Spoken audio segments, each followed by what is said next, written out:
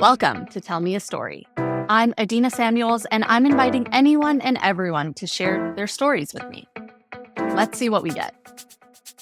Jonas Goldman, welcome to Tell Me a Story. I'm so honored to have you as my first ever guest on this podcast that doesn't exactly know what it is yet. Okay. Pleasure to be here. Can you tell me about yourself? My name is Jonas Goldman. I'm 28 years old, dual American-Canadian citizen.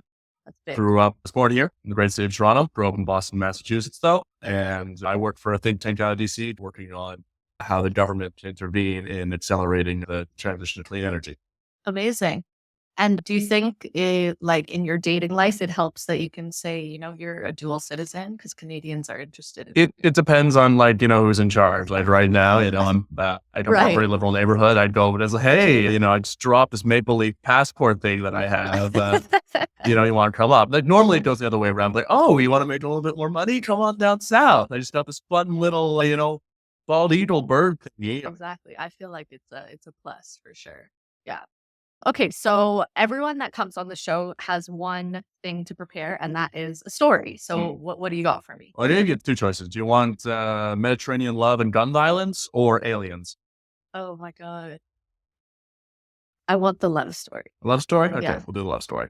So this is something I was thinking about, right? So it's like for most of human history, I think people never left like a 10-mile radius of where they were born. And so the person they sort of settled down with that was in that 10-mile radius. Right. And I think there's probably something to that, but it's a lot more fun if you buck tradition.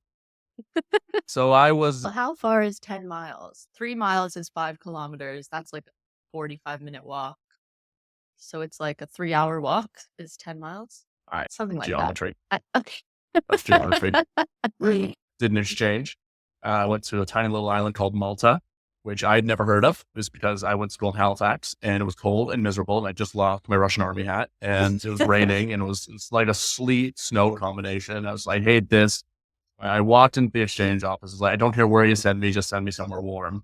And the person on like the desk was like, okay, Australia's all booked up. Would you like to go to Malta? And I'm like, sure, cool. Tiny little island off of Sicily in the Mediterranean. Okay. Yeah. It was a cool little island. Yeah, so then a year later, didn't help me that winter, but I went to Malta and it was great. It's like these two little specks of like rock off Sicily and beautiful, beautiful place. I fell in love as goes with the story, right? I met a girl named Cecile Gagiette. She Maltese? No, she was French. I didn't know at the time, right? I just wanted to go somewhere warm, but apparently this was like the party school of Europe. I'm normally the fun one of my friend group.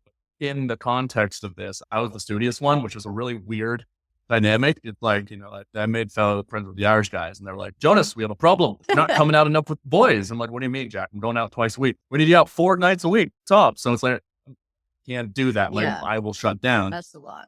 Yeah, but that's the thing, right? So I kind of thought I'd have like, this great heathenist, debaucherous Mediterranean experience. But I ended up a month in meeting a very lovely girl. And it was funny too. Like I didn't expect it to happen. And I suppose that's how it normally goes. And then like, I remember the boy coming up to me and say, you're out for the season, aren't you? It's like, yeah, took me out for the knee. I don't think I can come out for the season, boys. So was she also studying in Malta? Yeah, she wanted Malta speaks English because they were a British, like most places on earth at one point or other. They were like a British naval base. Okay. So she wanted to work on her English. So we met. How was her English when you met? Perfectly fine. Yeah. Oh, okay. No, she'd already been there for a semester, right? So Got it. So yeah, and we hit it off, and I thought she was absolutely adorable, and yeah. Tell me more. Like, what did you like about her? I just remember, like, so we were sitting in the meal hall, right? I'd made friends with her friend Delphine, right? And I hadn't even noticed she was in my class, to be honest. All right. But yeah, so we were sitting all at lunch, and I was just like, oh, hi. And she's like, and then something like, there's a little something that goes between the eyes, right? And I don't know what that is. You can't really. Yeah, what is that? I don't know, but there's something, right? Definitely. Yeah. Maybe it's, what's it called? Pheromone? I don't know. There was just like a little.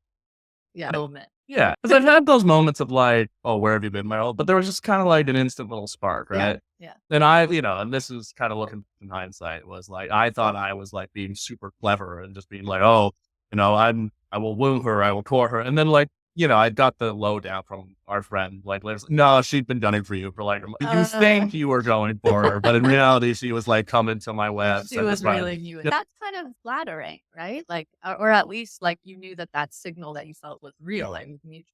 Yeah, it was just fun kind of like seeing it from her perspective after the relationship. Because like I got the details. I don't know. I just kind of learned that y'all are, as the other half of the species are playing 4-dimensional chess and like it's your world versus, and that's fine. You realize that you just Does that accept that. actually, I'm curious about that. Like, if you think women have these like elaborate plans, does that make you do less? I think on average, gals are more emotionally intelligent. So like they have a better idea of group dynamics and all that. No, obviously, everything's a spectrum and Yeah. gender and all that. But it's like some guys can be emotionally intelligent, some girls can be fucking clueless. And that's like, it's Right. not like one or the other, right? But I'd say on the average, girls have a better. But you didn't answer the question.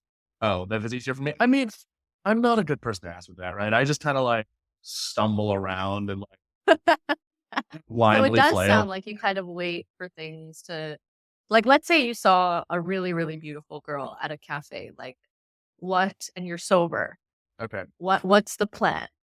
Well, I mean, that's the thing. Like during COVID, like my move, because like it was different, right? And I was in Nova Scotia, so I was lucky. So we kind of had a normal life because we were in a bubble. Like they shut down the club, but you could still go. So I would just be like, hey, I never do this. I always do this. Hey, I don't know if it's 4-dimensional chess. I'd say maybe like Chinese checker, but like one level up. But like I got one trick, which is like, hey, I never do this. I always do this. But I think you're really cool. You're really beautiful. And if you want to hang out sometime, I'd like that. And I write my name down and we're on like a piece of paper. I hand her the paper and then I leave, right? Because like I'm not like hovering menacingly because I'm large. So wait, do you write it like in real time or you had written it already? And No, I've written it already. It's kind of like, everyone wants like, because like I've never gotten a bad answer from that. It's always like, oh, I'm seeing someone, but like, cute. Yeah. Sometimes the other thing does work, but no. Back to Malta, tiny little island of the Mediterranean. Yeah, and I don't know, one thing led to another, and we kind of, built up a repertoire. And is this where like the sad music begins? No. It's like there's no sad part of the story, right? There's a part where I'm reduced to a puddle of human sadness multiple times, but like no sad part. Okay. Yes. How can both things be true? Which is the fact that you can be reduced to the blobfish version of a human means that it meant something to you, right? Yeah, it's better to have loved and lost than to have never loved at all. Yeah, something like that. Somebody said that. Yeah. It was Shakespeare. I think it's definitely Shakespeare. Okay. We'll fact check that. Producers. But yeah, we dated for 4 or 5 months on the island. But the problem being I would have to leave the island at some point, right? And that's the thing, like, what we were going to do. The Atlantic's a bitch. Like I live in North America. She lives in France. And I kind of just, okay, we're going to have to part ways. And, it was heartbreaking, right? And I remember specifically, I'm on, if you've ever cried, maybe this is more the female half of the audience don't remember, but we're going to bust down some barriers here. If you've ever cried in a taxi to ABBA, like, no, this was the last day and I'm about to get my cab to the airport and that's the thing with exchange, right? You start whittling it down as everyone starts to go back to their, respective homelands and, in the cab and she gives me a little wave and everyone's just like tears. And it's just like this sweet middle-aged Maltese cab driver. He just sees me as a puddle of human sadness. And he's definitely seen this before because he's just like, you come here, have your time. It is good. And then you go and that is also good. Please stop staring at my cab. Yeah. It's so hard to like exist in those moments. But if I were to see you in that moment too, I would also tell you like, you will be grateful for this despite the pain that you're feeling right now. But me saying that to you in that moment is so absolutely useless. I find the pain that you feel, heartbreak specifically, is such a knife. But I don't know that other people's experience or words of wisdom really help. Well, depending on what the heartbreak is, right? Like, maybe this I just exposed myself a little. Well, no, it's like if something bad had happened. Due to distance, that's kind of understandable. But say I cheated on her, she cheated on me, or something else like that. Well, that changes that work. This was just like, a beautiful sadness versus like you saw it as a beautiful sadness. No, I was fucking miserable at the time. Like I wanted to fucking like, So when you got home, were you still in contact with her? Yeah, and then over a couple of weeks, we're like, okay, let's try to do the long distance thing, right? So she came to visit me. Oh, in the States? No, we met. I wanted to show her around Halifax, where I'd been living for a while. I was working as a butterfly biologist in DC at the time. A butterfly biologist? Yes, I was the hardest fucking lepidopterist you've ever seen with my fucking cargo shorts and my frilly specimen net. That's going to be the cover photo for this. Yeah, I was like not as cool as Colin Firth in Kingsman, but like, is that the actor's name? I'll just nod along. Yeah. No, but that's a good Producers. But yeah, so yeah, and then we tried to do long distance, and long distance is challenging. And I was a young, horny man, and I realized it was probably not going to work. I broke up with her, and that was very sad. There were a couple I miss her so much moments. What is You hit the wall. Like, I miss her so much. You hit walls? I didn't hit a wall, out but of like, so much? I just, Why did you say you hit walls if you didn't hit? well, it's just like, you know the meme. It's like, I miss her so much, and you're just kind of like, I don't. no? Mhm. You can Google it Okay. afterwards. Yeah, once again. Okay, so you didn't break any walls. No, I did break my wall. Okay, too bad. That would have been Oh. a story. Yeah, that's a different story. But yeah, so that was going, and then I was getting on with my life. I was working in Parliament at the time as a staffer for an MP. Wait, so you went from butterfly biologist to political staffer? Because that makes sense. Yes, I was doing environmental policy work, so it's kind of a related field. And Nice. Yeah, But totally. yeah. The important thing is, like great friend love, right? It's So the it's seal. like, yeah. Yes. Yeah. So, but we were in communication, right? And then I hadn't really met anybody else that had kind of like got me like heart beating. How old were you? I was 23. Okay. Yes. And she? 23 as well. Same age. Well, yeah. So then I went to New York, did my master's at Columbia, and that was fun. And then, yeah, again, I didn't meet anybody in New York, right? I met like one or two. They went on dates, but like nothing. There's a girl did come to visit me from Nova Scotia, but that ended in actual heartbreak and a concussion. For me, I just kind of hit my head on a door frame. Oh, so you did hit walls. No, my head hit a door frame. It's hard being a 6'2" man, right? While socially the world's made for us, physically it's not always. You just kind of like. Life is hard as a tall white. Yeah, exactly. I had a concussion for a month. It was unpleasant. My grades actually proved because I went out last. It was the third semester, my last semester, and I got in my head that I should see her again, right? See if there's something to be the future here, right? And you were still thinking about her how long after? It was like a year at this point. Yeah, that's significant. Well, I mean, there was obviously waves of it, right? But like you'd always kind of come back to it, and then. Yeah, so there was a policy competition, right? And it was like the competition between Columbia and the Alliance Française, or like Alliance Française. Yeah, and it was, or like the French Academy of Sciences, which was, if you could develop this environmental policy plan, right, they would fly you over to Paris and you could present it. And I was like, well. On a pair of butterfly wings, probably. Maybe, I don't know. But like. This was your chance to see sister. Yeah, exactly. And I'm like, Hashem, this is clearly in the stars, right? Right? Yeah. So I was like, I was still kind of concussed at this point, but I get my team together, the dream team, and I'm like, Air Philly. Actually, she goes by Adina now. At the time she don't like Kristen. And then Benny, we got to come up with this, right? And we came up with the idea to make the entire Parisian bus system run off of biogas, so methane that was extracted from human sewage. Was that actually viable? Yeah. We ran the numbers on it, and like based on the city of Paris, it produces enough human excrement that if you gasified it, you could like get. Because methane is just like when things like this is why you get the rotten egg smell in like your compost. When it rots in an airless environment, it turns into methane, and that's a really bad greenhouse gas pollutant. It's a lot of stuff. But if you combust it, then it turns into just plain old CO2. But it's neutral because it's a closed loop cycle, right? Fossil fuels are bad as you. They're in the earth. They're supposed to be in the earth. You take them out, you burn them, and then it goes in the atmosphere. But if it's something produced from animal waste or human waste, then it will be recaptured when that part of the ecosystem eats food again, and it's a closed loop cycle, right? Right. I remember that grade 10. Yeah. I remember that cow. Exactly. Yeah. And I also kind of liked the idea of like, making the city of light run off human shit. Because I'm American, I think the French are a little full of themselves, even though I'm like very attracted to them. Right.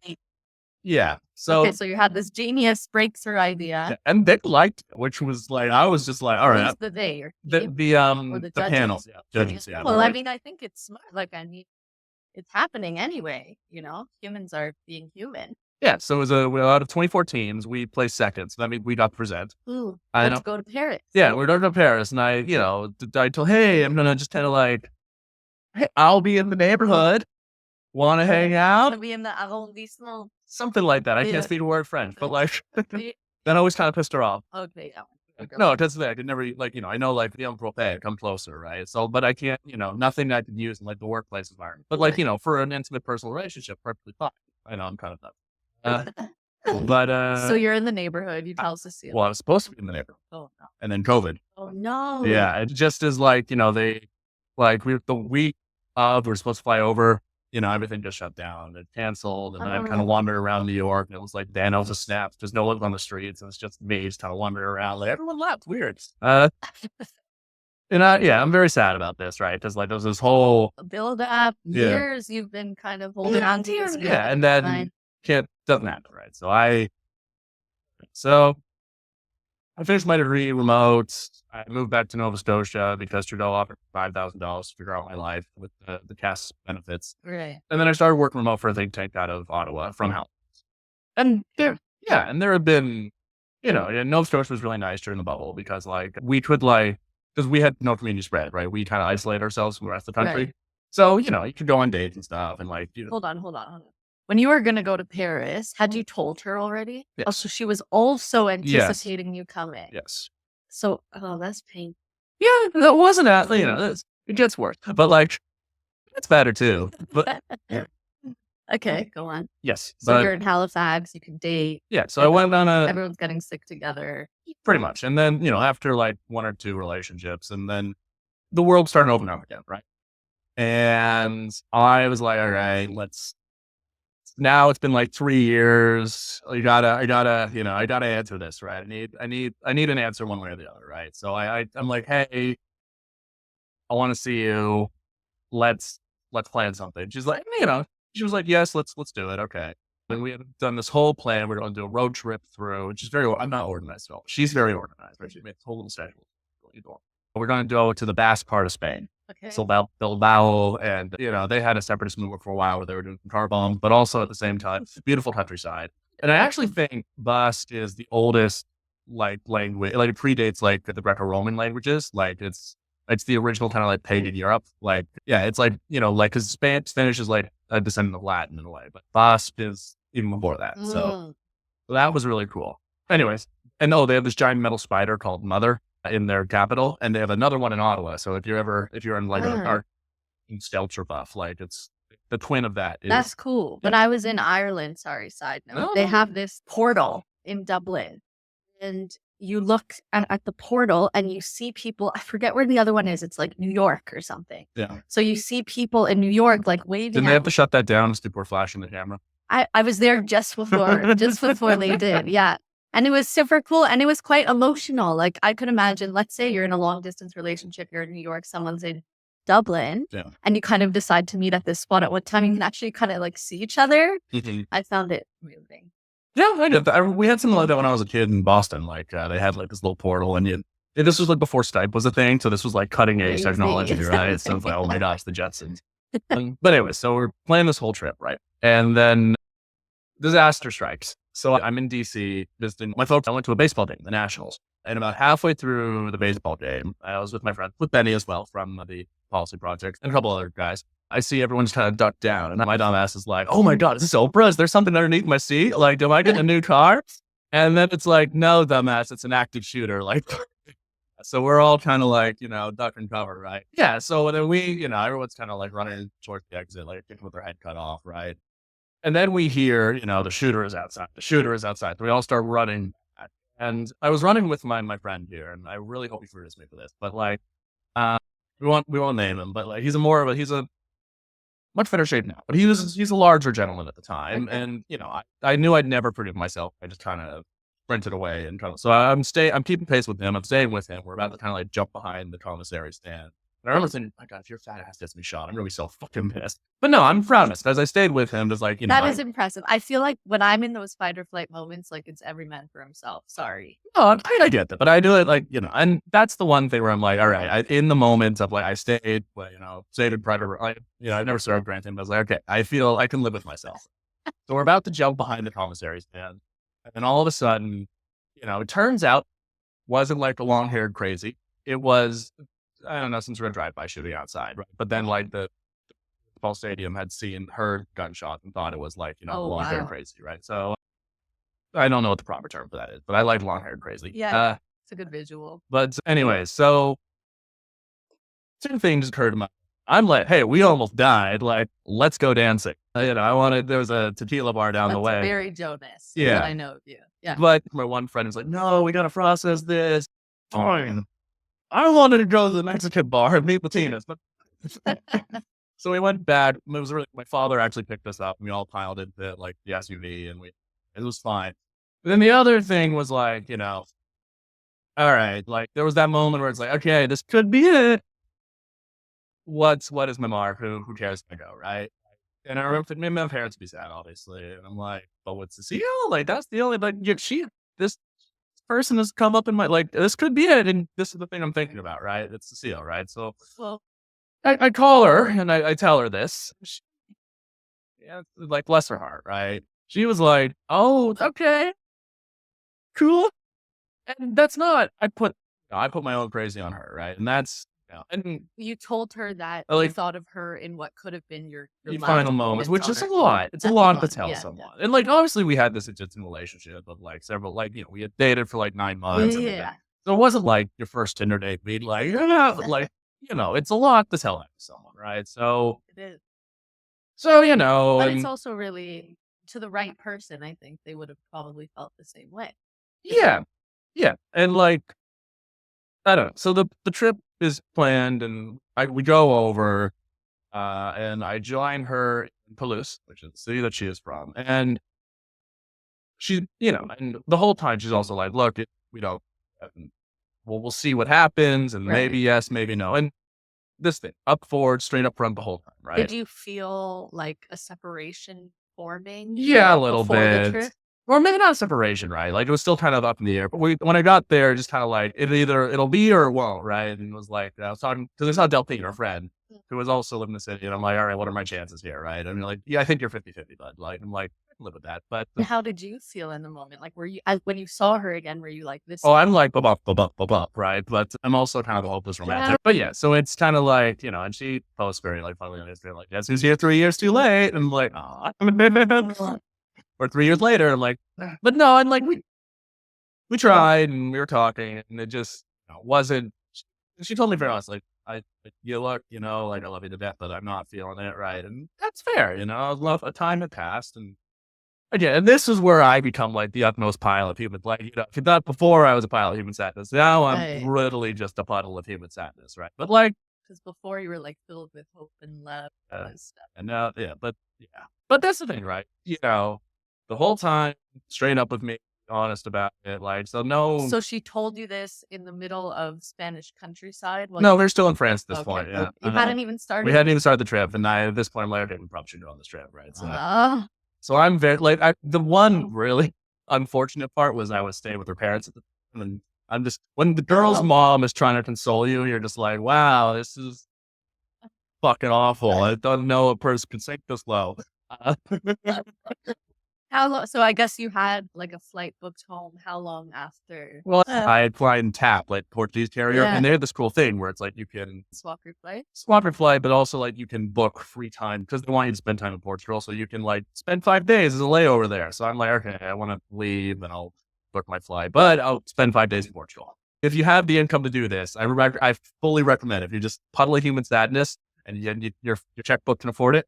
Go to Portugal. Go to a fucking beach like in the Iberian Peninsula. It's great. I understand most people probably don't have the socioeconomic means to be able to like do this. So like very much the thing of privilege, but awesome. Cures most things. But weren't you just a puddle of sadness on the beach? I was a puddle of sadness, but at least I was focused on something else. And then I tried surfing. It was like, I'm in a very emotionally vulnerable place. And like, if the cult leader had showed up at this point, I would have been in that cult like that. But I had a very nice surf instructor named Wow. He was just saying, what was in hindsight?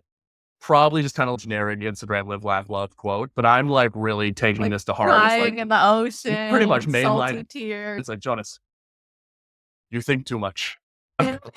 Jonas, you get knocked off the board. Get back on it. I'm like, teach me your ways, oh guru. And this is the one that really got me, right? And it was like, Jonas, big waves are coming. And I'm like, how are you so wise? So that helped. No, it did. Like, it was really basic stuff, but that was what I needed to hear. Yeah. So, I almost hit that. that everyone else's problem. Like, like puka shell necklace, flocks and tits. Like, what if I just made the worst everyone else's challenge? We've all done that. Yeah, but it was like, so I come back and I'm like, well, at least I got my answer. And they're not, like, I was very sad, but there was no hard feelings, right? Because she was straight Was up. this your first real breakup with someone you like love? I'd say there's been like 3 big relationships in my life. This was one of them. And that's the thing, right? Because I had broken her heart, and then now she had broken my heart. So it was like, When did you break her? like when I broke up with her, like, because I was across the Atlantic, Right. like, I don't think long distance is going to work. But I actually think that was a responsible thing to do. Like, when you look back at your story, are you like, oh, like, I really should have just gone for it in that moment? No, I went for it. I went there. It didn't work. But, like, that's the thing. I gave it my all, Yeah. and I'm proud of that. And this is where I come back to, like, for most of human history, you don't leave within 10 miles of the place you were born. Mhm. And there was a line after the first breakup, right, where when I was still working in Ottawa at the time, shout out to Elaine. Elaine, the Day Quebecois cashier in the parliamentary canteen, who I told all my shit to. He was like, Jonas, Poor guy. I'm giving you some advice here. I was like, what's that? Well, 2, A, get over it. B, meet women that live closer to you. Honestly, sage is a sage. Absolutely. Long distance is no joke. It's so hard. Yeah. So that was, and that's the thing. Like, I had gotten this whole romantic adventure out of it, and it was beautiful. And, like, if I met someone closer to me, I wouldn't have as in the story, but maybe I would have still been seeing them, right? So that's the question, right? Is better of love than lost or not? Okay, that's a fantastic. No, I'm asking you, Adina. This is a question to you. My first breakup was the lowest that I've ever felt as a person. But it was because I had put everything into the guy, so much so that he was kind of the reason that I was living. He was all I cared about, the reason I woke up, all of that stuff. So when he was no longer in my life, it was like, well, there's nothing to live for. So for the longest time, and it took a long time to feel okay, like in the relationship sphere after that, I thought, why would anyone need to suffer like this or feel these feelings? I totally disagreed with the idea that, like, what doesn't kill you makes you stronger. I was like, I do not wish this kind of pain on my worst enemy. Now, many years later, and relationships later, and experiences later, I'm actually really grateful that it didn't work out with him, because, like, I wouldn't have become the person that I am today. And it sounds so Podcast cliche. hosting queen. Podcast hosting queen, exactly. Which I think is the natural, like, end result of, like, breakups. Capitalism. Oh, that too, but, like, right. I really do believe it. And I think for people who, like what I was saying earlier, that you didn't necessarily agree with, I think when you're in the depths of whatever pain or heartache that you're going through, for me, the only things that helped were time, which is not helpful in the moment because you're living it day by day, and then friendship.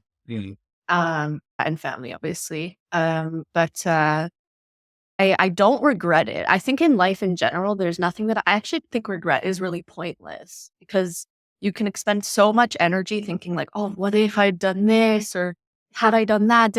Like, it's like irrelevant, like you only have, I'm going to be your live, laugh, love surfing coach now. Like, you only have today. You know what I mean? Like, honestly, though, I don't think it's a useful use of your time to think, what about what could have been. I believe in, like, destiny, what's meant to be, whatever. And I think, yeah, you did give it your all with Cecile, but had she been the person for you, the one that you're meant to spend your life with, it would have gone differently. Yeah, and that's the thing. Like, I'd always kind of, and this is like, are you just romanticizing the notion of someone, or like, because I always kind of nurse this idea of like, well, I'd move, she's a bureaucrat, and I'd move to Brussels, like, get a job with NATO doing like climate security or something, and just like, and I dated a Danish Israeli guy, and I was like, we're gonna move to Israel and live this beautiful life, and he's like, we're gonna move to Denmark, and I took private Danish lessons every day. Oh man, you really like, I was in it, yeah. But anyway, go on. No. I get, like, yeah, when you get to the point where you're learning a language, I get that. Like, serious, yeah. I don't know. Like, yeah, you were saying you were romanticizing this life. I liked the idea of just like, a cute little like apartment in a European city, and just kind of like, I had that exact same image. I don't watch the Bachelor, Bachelorette series, but I think this one girl, her name's Caitlin Bristow. I actually think she's Canadian, and she was on The Bachelor. She was a contestant. And she was always so down to earth and like funny and normal in a way that a lot of the other contestants are not. While I was going through that first breakup, a friend of mine sent me this vlog that Caitlin, I think, had done. She told this story of having this partner who was a pro hockey guy, and they had to move to some European town somewhere in the middle of nowhere. And For she hockey? thought, I don't know. Oh, he was probably like the minor league there or something. Oh, yeah. I thought it was like a political statement. Like, oh, he was so into hockey. We had to move to be closer to the team. No, like he was playing. And so they had to move to somewhere in Europe. And she moved with him because she loved him. It was what she wanted. Da, da, da. And I remember her telling this story of being alone in this apartment in the kitchen, crying, being like, what is my life right now? Loving someone so much, but having no kind of life of her own and making that really difficult decision to go home, which was heartbreaking, but at the same time, what she needed to do. I think about that sometimes. Do you love the dream or do you love the person? And then at a certain point, it just mixes together. Love is two people looking in the same direction. So like maybe you both kind of have like blinders on. You're just kind of romanticizing this future. Love is two people looking in the same direction, right? Like, are your values aligned? Do you want like kids or not? Do you want like, but like maybe it's also like you really have to like just love in the moment with that person as opposed to like where the vision's at, like 5, 10 years out. That's a hard one too. Because what people change, the things that I want today might be different in a few years' time. Do I make decisions on who I spend my life with now based on what I want right now or what I think I might want in the future? That's everyone. That's every person. Like, we are mortal. You have a limited amount of time and your views on things might change. And that's why 50% of marriages end in divorce. But that's the thing. It's everyone just rolls those dice and that's just the nature of it, right? You can grow together or something. But like they say. But like that's the thing, right? Like, sometimes it works. And so now fast forward to today, how do you feel about the whole situation? Glad it happened. It gave me a good story for a podcast. Well, Jonas, thanks for coming on and sharing that with me. I really liked learning this about you. And I feel like this was an amazing way to kick off the show to many more. I don't know what that is, but thanks, Adina. Thanks for listening to Tell Me a Story. You know the drill.